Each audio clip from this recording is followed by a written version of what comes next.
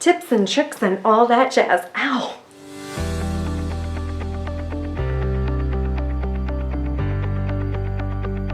Hey everyone, it's Vanessa V. Welcome to my channel where we discuss simplified strategies on how to deal with stress, anxiety, and just life in general in ways that work for you. Today, we are going to discuss and discover the brain under stress, why it's occurring, and how to fix it. Something that I find was the absolute kryptonite for stress for me.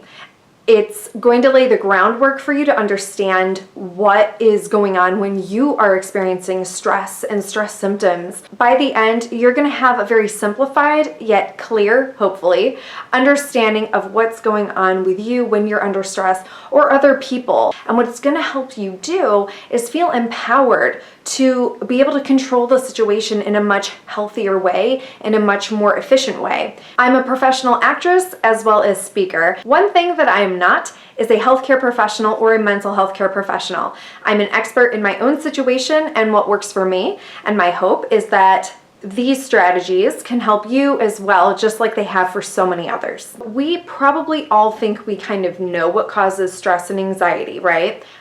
I thought I did before I learned what I'm going to share with you today. A lot of us might think, oh, it's the mean person that was at the grocery store earlier today, or, oh, I have a deadline. Ugh. And you're absolutely correct. Those things can definitely cause stress and anxiety. But I want to peel back the layers today and really talk about the groundwork, the nitty-gritty. What are the mechanics of what's going on? And why is that so important? Because for me, it truly, truly was and is. The topic is going to be the brain under stress. The brain. Hence the crown survivalist. And you're probably thinking, I have quarantine brain, I can't think. Yes, me too. Don't worry. This is going to be an extremely simplified approach to understanding what's going on. Because the brain is an extremely vast and complicated thing, I will be giving you the very most basic explanation to lay the groundwork for us all to understand what's going on in a very simple, quick, and easy way. Life right now is just extra overwhelming. So let's underwhelm ourselves. No, that's not right. All of this today is about the initial stress response in your brain. The very, very minute root cause. When you understand how things work, you better understand how to fix them. This definitely explains why my husband is always tinkering with his old 80s trucks. Even the tow truck, yes, we have a tow truck. He's always having to fix them, but by taking them apart, he understands how to fix them and fix them and fix them and fix them. So why the brain? Why? Why is it so important? Well, it's the command center of your body, of your existence. So for stress and anxiety to originate there makes sense. We are going to focus on two key areas of the brain. The neocortex, there should be an icon there. If not, pretend. The other part of the brain that we're going to be talking about is the limbic system. Ding, ding, ding. Lightning literally just went off when I did that. I hope it flashed. But anyway, there's supposed to be an icon here too.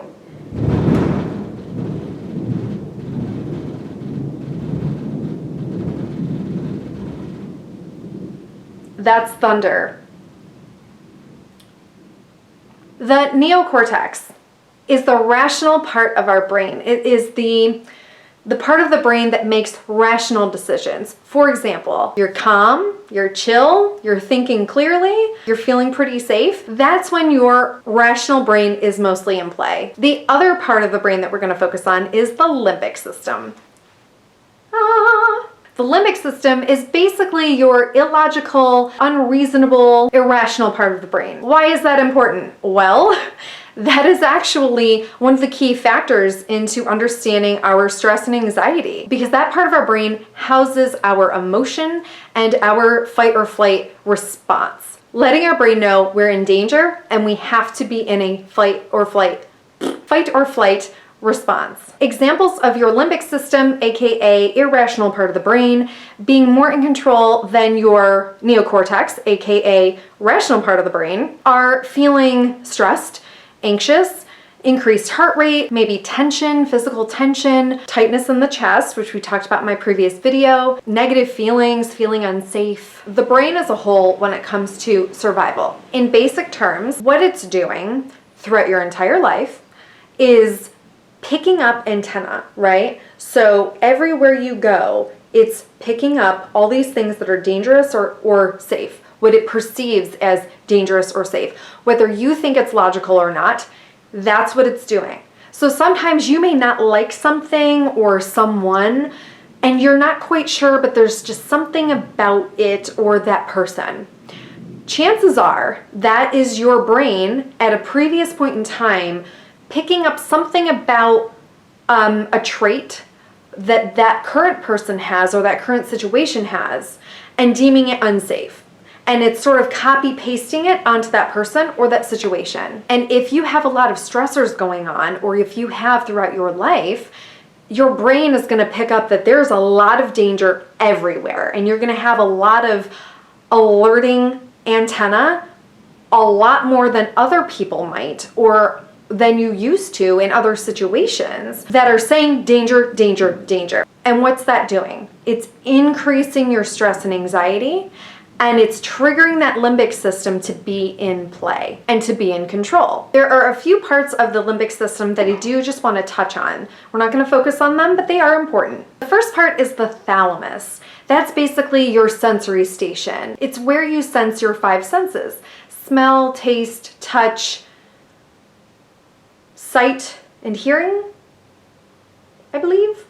The hypothalamus, which helps regulate fight or flight, the fight or flight reaction, and also helps with sleep and digestion. The hippocampus helps to form long-term memory, and I believe houses memories with emotion. And here it is, the Sultan of SWAT, the amygdala. And this is key. Why? Because the amygdala is what sends the information to your brain that says fight or flight. So when the amygdala gets stimulated, what is that called?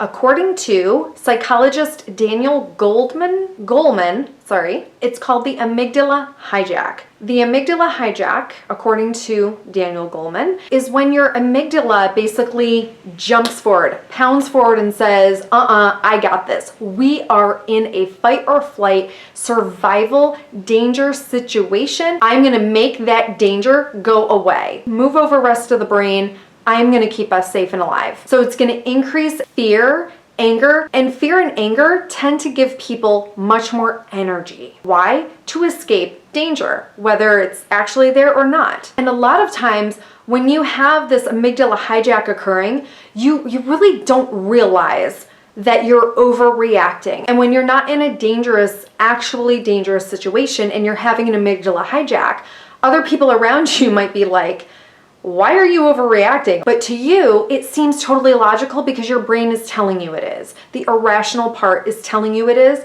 because it's all about survival. The limbic system is not bad. Like, we don't want to get rid of it. It's extremely helpful to our survival. We just don't want it to be reacting and overreacting when it doesn't need to be. And because it's still a very primitive part of our brain that hasn't evolved as fast as our civilization has, it's still kind of thinking, we're in the jungle and there's literal, like, actual huge dangers everywhere, like animals and cliffs and finding food each day. If you notice that you're sort of biting people's heads off more easily lately, or you're more irritable lately, that's probably a sign that you're not in your rational thinking brain as much. And that's okay. I'm not telling us to not feel things. I just want us to understand what's going on. So how can we undo that? There's 3 key things that I want us to remember on how to combat all the information that I just told you. 1, stop and relax your body physically. Just stop whatever you're doing and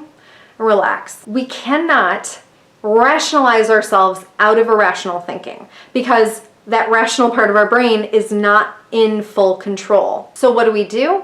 We relax our body because that's going to signal to our brain, our irrational brain, that we're safe. And by doing that, it's going to trigger our neocortex into more control over the brain.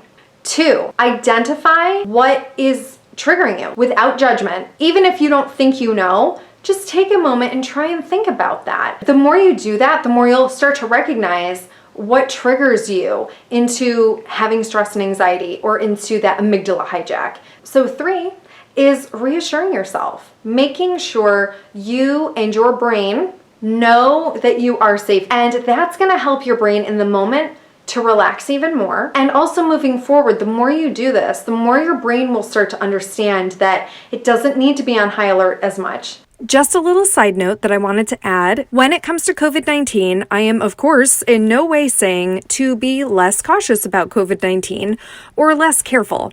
What I am saying is there are many times in our daily lives before and right now, especially if you guys are in quarantine or have been for weeks, where you are in fact safe or on the spectrum of safety more so than other times. And to pinpoint those moments and recognize that we are not in a consistently extremely dangerous situation 100% of the time, even though it may feel that way. And I can definitely empathize with that. In an upcoming video, we will talk about more ways to calm down in ways that are simple, easy, and work for you.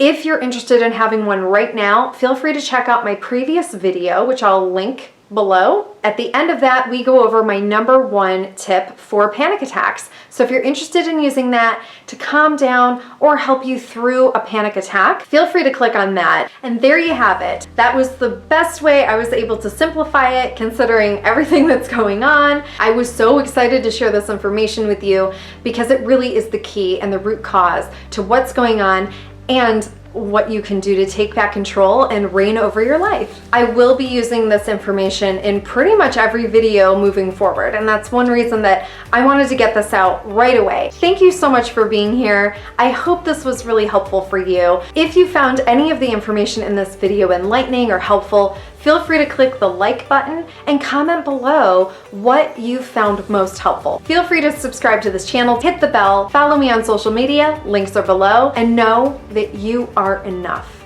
Today is going to be a great day for you, and I'll see you next time.